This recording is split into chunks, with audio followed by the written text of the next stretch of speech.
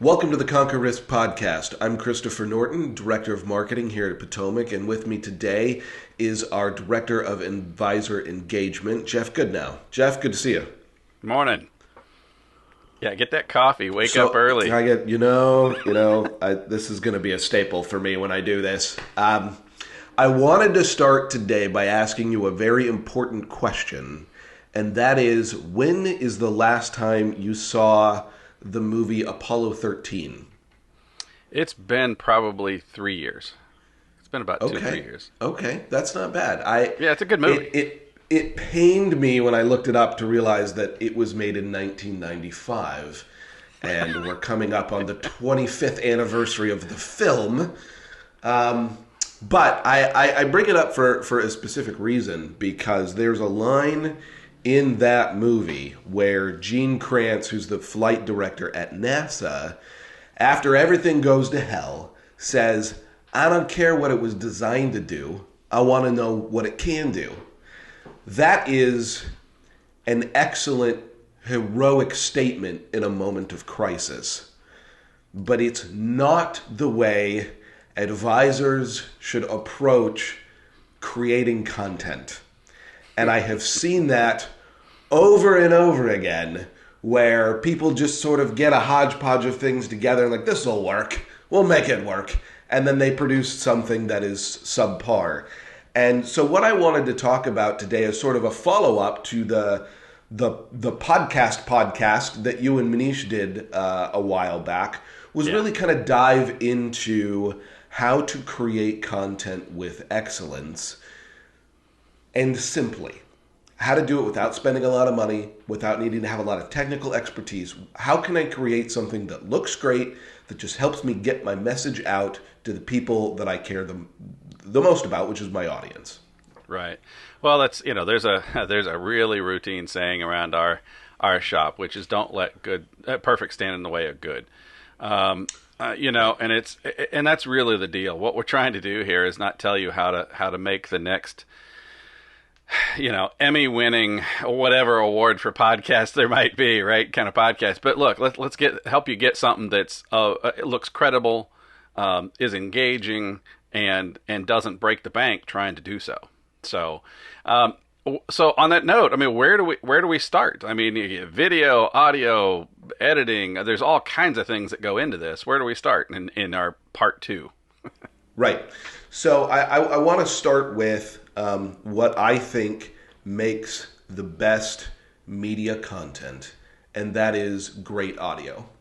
When we get into this, and really what drove me to want to do a follow-up, was I see advisors making mistakes on kind of both ends of the spectrum. Either they're recording with something from 1985 and their AirPods, and they're like sitting back with their hands on their belly, and they're just going to talk to the screen and think this is really interesting. Or hey, I resemble that remark. Watch out now. I've got a nice landing zone here. That's what I like to call. Or on the other side of it, they're like, I'm going to get a green screen and I'm going to like spin in a chart about the S&P, and they go too far. And so I want to focus on, here are the very simple key things to help you produce great content. And that starts with great audio. Whether you're doing an audio podcast, whether you're doing video that you're going to put out on social media or on your website, it all starts with really great audio. And I have heard that from pretty much anybody that I've ever worked with in the production industry, from hosting companies to production companies. They all agree that it starts with great audio. And it doesn't have to be difficult. It really comes down to choosing the right type of recording device for what you're doing. And I think we have a pretty good setup here, and I'm going to use myself as an example of how to do it wrong. I have in my collection this right here. This is a studio shotgun mic that I have had for a long time. And it is probably one of the best recording devices that I have ever owned in 15 years of doing this, because it is so directional. That's why it's so long.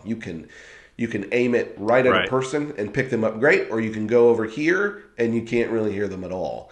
And it's an exceptional piece of equipment if you're at a conference and you know you're going to have a certain amount of kind of ambient background noise, but you want to pick up a Right. person, or in a studio where you've got a nice, quiet, dead space, padded room, and you just want crisp, great audio.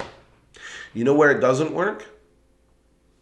Where? In my dining room, which is where Hey, I'm there you sitting go. right now. In here, it's an echo chamber, which is why the first time I appeared on this podcast Right. with Manish, my audio wasn't great. So what did I do? I went and I got the same condenser microphone that you and Manish use, and it is perfect for really any space where you just want great audio. And it's designed to sit this close to it, and I just hit that, so you probably heard that. But it's designed to sit this close to it so that you can just capture someone's sound in a very crisp, clean way. This is designed to be used from 15, 20 feet away, so you don't have a mic in the shot. Right. But when you're recording this type of content, this works great. Well, that's one of the things that in this process, look, I had no clue when Manish and I first got started with the podcast. And you mentioned, you accidentally, bumped the microphone. I didn't realize I always saw these contraptions. I've seen Howard Stern or other, the TV versions of radio shows, etc. Right. And what I didn't realize is this whole contraption. Here, I'll raise it up there. This whole thing is supposed to be an anti-shock setup, right? So it helped to avoid some of that. If something a little gets bumped or maybe the table moves a little bit, it's supposed to help separate that. So, there's just a learning process. It's not like we're just trying to, a bigger mic makes us look really cool. Right, exactly. and this microphone, we'll put it in our show notes. This is honestly, it's a $20 microphone, and Manish was shocked that he talked me into a $20 microphone. But again, it doesn't have to be expensive. It just has to be the right piece of equipment for the job. It's paired with this, which is an audio recorder. We all have one. Yep. That records on an SD card that when I'm done, I can just pop it in my computer and I've got an audio file like that. There's no transfer, there's no long process, there's no dealing with trying to sync it to my computer. It just records right into a box. There's no conflicts with anything. I don't have to worry about drivers and technology or anything like that. It just records onto a card and I stick it into my computer. Right, and that's one of the things that more simple. Right. That's one of the things that we ran into is trying to get, for crying out loud, I even ended up with a new laptop before you explained to us we needed to get a separate audio recorder, just because even a decent computer can only do so much, and doing the audio and video, these are pretty good. The video itself is a pretty good size file. So, trying to do that work, if you can eliminate one of those pieces and do it in something that, it's a few $100, but in the scheme of things, I think it's worked a lot better for us. We haven't had any we haven't had any audio problems yet. Let's make sure this is still recording. Okay, bonus. Yeah. Well, if there's one piece of advice that people take away from this, it's that I always recommend that you do not be reliant upon computers for your recording. Have separate devices. Have a camera, have an audio recorder. Don't have it dependent on a computer. Because anytime you're running it off a computer, you run the risk of some program conflicting with it. Something pops up on your calendar that even though you told it to mute, it F's everything up. It's not worth using a business computer to drive your production equipment. It's one thing if you had a dedicated production machine, but most people don't, and I would never recommend that for this type of work. It's overkill. And it is. It's better to just have dedicated devices. Have a camera, have an audio recorder and a microphone, and rely on the good separate quality that you'll get from that. Yeah, exactly. So are there any other thoughts on the video side of the equation? Yeah, so a lot of people ask, well, if I'm doing an audio podcast, why would I need to record a video? And the simple answer is you don't need to, but it's a simple step to add that opens up the door to all kinds of new possibilities. when you record an audio podcast, you're going to put it out on Apple Podcasts and Google Play and SoundCloud and a bunch of different places. But to reach new people, you need things to share. And that's going to take place on your website. It's going to take place in social media. And we'll have a whole conversation around distribution. But adding video to the process gives you more media to work with and more engaging media to work with. Right. If I'm going to share something on Twitter or Facebook, the statistics show me that if I do video, my chances of engagement go up exponentially. If I'm going to do something on Instagram, which is a visual platform anyway, it's a no-brainer. So if I'm going to go through the trouble to record this, to add a camera as another layer to give me so much more to work with, I feel like is a no-brainer. It's not that much more work, and it gives you a wealth of content because you can take everything that you've done for a podcast, split it up into clips, put it out on social media like we do with this one, and use it to help build an audience for your podcast and drive subscribers. Now, this is where I say timeout because look, when you do add video, right? Mm-hmm. It's not that it's that much terribly more complicated, but you do have to be aware it is one more variable, right? And anytime you add a variable, True. You can have, let's say, let me speak from personal experience, a schizophrenic computer because my video is recording through my computer, even though my audio is not using the device that you mentioned. And a couple weeks ago, about 2/3 of the way through our podcast, I have a monitor over here to the side, right, where I can see what's being recorded, that's why I occasionally glance over there. And it, much like the intro that you created, which it was intentional for our podcast, where it's a little bit, screens. No, that's what my computer was actually doing. And it was closing, turning off, like the screensaver every 2 or 3 minutes. So the last 4 or 5 minutes of the podcast, I basically had to redub. And, you gave me a good clip from Manish, and so I was just restating what I had already done. Hopefully it didn't come out too bad. But yeah, the stress level for that couple of minutes was pretty high on my part as I'm trying to be funny and, know that this is just going crazy over here. So, sometimes it does go a little wacky, but that's one time out of, what are we at, 22, 23 episodes or something, that this computer, this video, this software had one issue, and it hasn't had it again since. So it's a good point. Anytime you add another layer, you of course create the opportunity for something to go wrong. But if you plan for it and set things up the right way, you can minimize that. And every now and then, everybody's going to run into something. It happened to me, as Manish called out, as well. This kind of goes back to the separate devices conversation. I believe there is value in not using a computer to record, and it's where I'd like to move all of us eventually, and just shoot on a phone. I have used everything from $5,000 cinema cameras with really nice lenses to little handy cams and everything in between. And with the advancements in technology and the fact that we all have one basically anyway, the value in just putting your phone on airplane mode so it's not going to break, it's not going to get interrupted by a phone call or by some sort of notification. Just put it in airplane mode and hit record, and you've got video. Done. And it's going to record audio from the room, and you're going to record audio in your audio device. And we'll talk about editing in a minute, but you can drop those in. The computer will automatically sync them for you, and you're done. So it is a very simple, clean, easy process to get great video, and you don't have to worry about conflicts and drivers and meltdowns. I will say, I had an issue because I didn't back up my phone. And if anybody knows me or follows me on social media, I shoot a ton of video with my kid. We make movies. It's kind of our thing. And so even though I have a large capacity phone, it's pretty much always maxed out. And I hit my limit, and I wasn't paying attention, and it stopped recording. So I had the same problem as you did.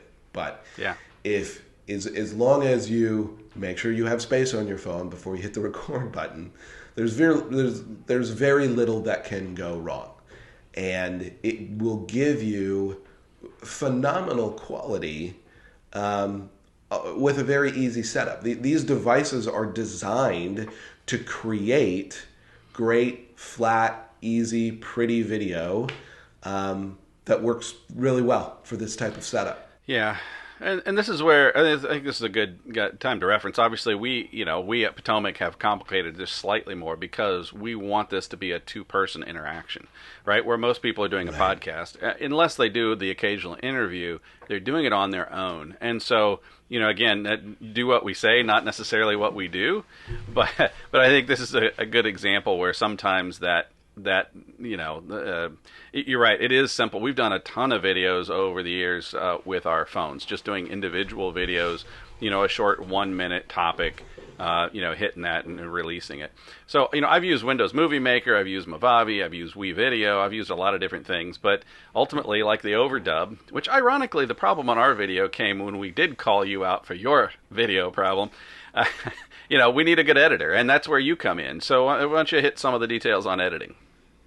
Yeah, so I always tell people, there's thousands of video editor softwares out there, and they're all, a lot of them are pretty good. But choose the editor for what you're trying to output. It's like anything else. Just like with a microphone and camera, pick the right tool for the job you're trying to create. You don't need to go out and use a big sophisticated editing system and feel like you're going to have to spend hours learning a new technology. They can be pretty straightforward and easy to use. So the first recommendation I'm actually going to make is one that actually is on the iPhone. There is a great app called Clip-O-Matic that lets you record right in the app. And what's fantastic about it is that it live creates your subtitles. So if you're just creating short video for social media, it will automatically create the subtitles, and when you're done, when you hit end record, you have a video. You can go back and trim it, and you're good to go. So if you're just doing short mobile clips, Clip-O-Matic is a fantastic tool to use. We love subtitles on our social videos because the audio doesn't play automatically, and the last thing you want is just some clip of somebody there going like that. That's not. Oh, let me find my volume, and then it's. But I like old kung fu movies. That's my favorite. When it comes to actually editing a podcast like this, there's a few that I'm going to recommend. Number one is a tool called Adobe Premiere. A lot of people in their businesses will have Adobe for some of their marketing work. They'll have Illustrator or something like that. And since Adobe has just gone to a pretty inexpensive subscription where you get all their programs for one price, Premiere is a fantastic tool. It works on Mac, it works on PC, it works everywhere. It's what I learned on 15 years ago. They've continued to evolve it. It's very user-friendly. You drag in your clips, you make a couple edits, you export.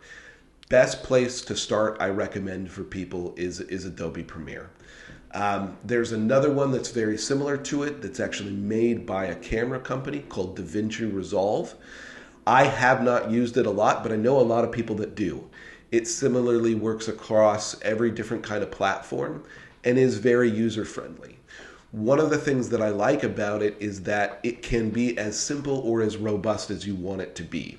There's all kinds of really sophisticated things that you can add to it if you want to create, graphics along the bottom and things like that, but you don't have to. You can keep it very simple. We use something similar for that exact reason. We use a program on Mac called Final Cut Pro.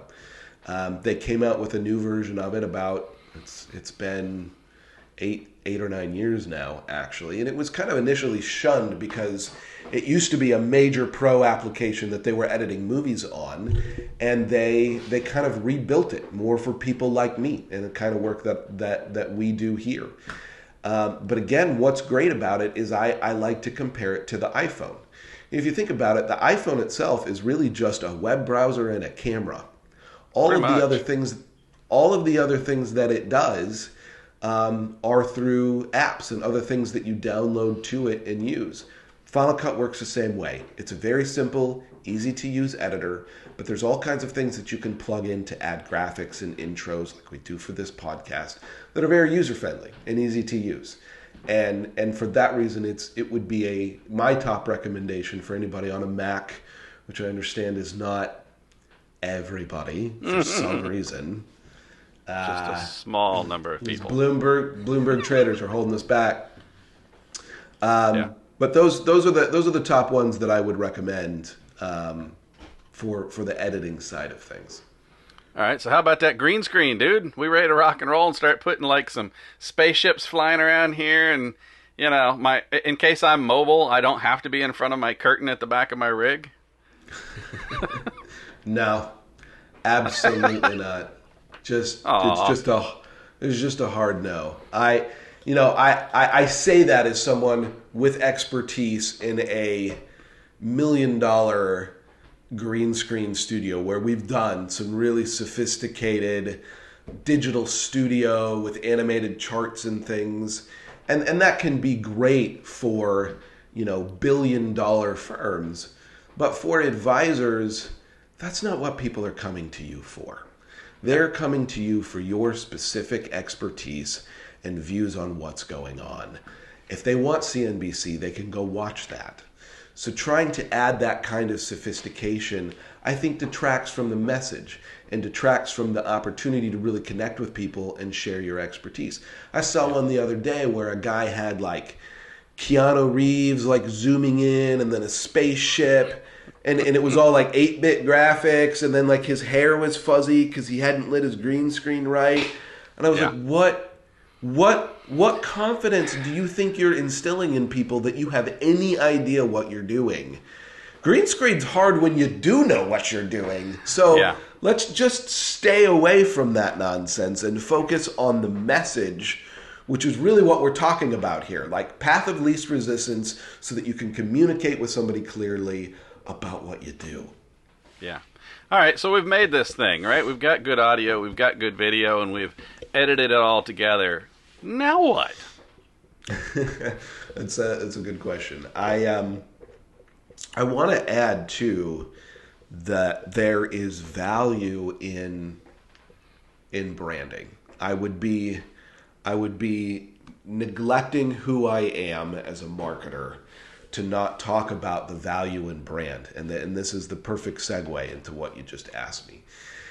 Just like I believe that there is power in the recognition of a firm's name and what it stands for and how you define your value proposition, that extends to every piece of content that you put out there. So finding a clip of music that defines your podcast, finding a little intro segment that is unique to you, adds value. It adds recognition. It becomes something here's, and they immediately equate it with you. And I think that is incredibly valuable, and I give props to Manish for doing that with this podcast before I was even with the firm, was finding an artist that creates music and selecting a track specific to us. The last thing you want to do is just go into some free default library somewhere and pick a piece of music and then a week later hear it on a commercial for indigestion medication. And I say that very specifically because it's happened to me before. And then you're like, terrific. So you already chose the Pepto-Bismol gig? I've been there. I have literally put out a video and then the next week been like, yep, that anti-diarrhea medicine is my podcast. Your podcast Cheers, went guys. Right down the shitter. That's what it boils down to. You literally could not have said that better. Yeah. Thank you. That's my job. So what do we do from a distribution standpoint? I mean, once you get that stuff all together, right? Yeah, I think this is really actually going to become a whole separate conversation. Will be part 3 of this podcast series. Is now what do we do with it? Now that we've made it, because there's a lot of things that are very important for people to think about when it comes to how you put this out, and not just where am I going to stick it on my site, but of the 45 different distribution channels that exists on the web, what is going to be most valuable for this audience? And I really want to kind of dig into that and talk about the value of of paid versus free, where it's worth it to spend a little money, where it's not, and where people can get the most bang for their buck. All right, cool. Well, as we, I think that'll be a good part 3. So let's move on and wrap this up a bit with recommendations. What do you have for a recommendation this week, Christopher? Okay, so I'm going to shock everybody here and go with something from Apple TV Plus. I know, right? Wait, hold on. Let me create my own emoji. Yeah, ready? Oh, there we go. I'll save that. I'll save that screenshot. Oh, goody. But I actually picked this because it was one of the few half-hour shows that they actually have on Apple TV Plus, and I watched the trailer and I was intrigued. People that know me know that I'm kind of an old soul. I'm going to sit and listen to a jazz album and drink wine before I'm going to go to a party. Probably couldn't name many songs that were written in the last 5 or more years. It's just sort of who I am. And so along comes this show on Apple TV Plus called Dickinson, about Emily Dickinson, the poet.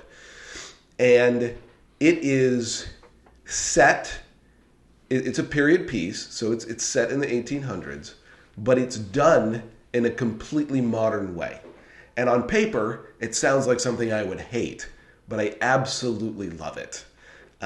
This sort of juxtaposition that they create between the sort of parent generation who talk and speak and act like people of that time, and that time being mid-1800s. Exactly. And a young early 20s Emily Dickinson who talks and acts like people do today, and the music is very much of right now. And all of that creates just this incredible world that really just highlights how far ahead of her time Emily Dickinson was. Because the one thing they don't change is her poetry, which just stands exactly as it was written. And it's hilarious, it's crazy, and it is just like a visual joy to watch. They've done such an incredible job with it. I'm only about halfway through the first season, but I highly recommend. All right. Well, that's interesting because I'm going to go almost the opposite direction. And one of my this is my airplane go to. I always try and find series that are done and 5, 6, 7 years worth of series. And in this case, it's The Americans on FX. And the reason I like to find stuff like that is because I can download, depending upon my flights, as I fly a fair amount, over the year, right? Sure. I can download 4 or 5 episodes, and I know on the plane exactly what I'm going to do. It just takes all the mystery out of it. I don't have to worry about, do I get Wi-Fi, do I not, this, that, or the other. And it's kind of interesting because, it's a flashback to all of the the period of the late 70s, early 80s, the Reagan era, Americans. And so, it's going back, and they're doing the full context of that time period. They're just throwing in the fact that there are these, operatives, if you will, Russian spies in America that look like your average American family. And so, it's just it's not trying to play that sort of game as far as doing part now, part then. This is just... Yeah. It looks like you're watching the 70s or late 70s or early 80s. And as a child of 1970, that's my wheelhouse as a kid growing up. And I remember all those things. And going to high school was the Reagan era. And, so I remember a lot of that. And it's just kind of a fun flashback, as well as, the story itself is actually good. So, again, there's, awesome. I don't know, 10, 15 episodes a year. And there's like 6 or 7 years. So plenty there to watch, and you can of course pick it up at any point. You hop on another plane or whatever, have that be your go-to. So anything else for this podcast, sir? I don't think so. Thank you very much for your time. Yeah, this was good. Yeah, absolutely. So let's rock and roll. So do us a favor, if you're watching, like, subscribe. If you have any comments, go to the Connect Us page on www.potomacfund.com, and we'll catch you next time.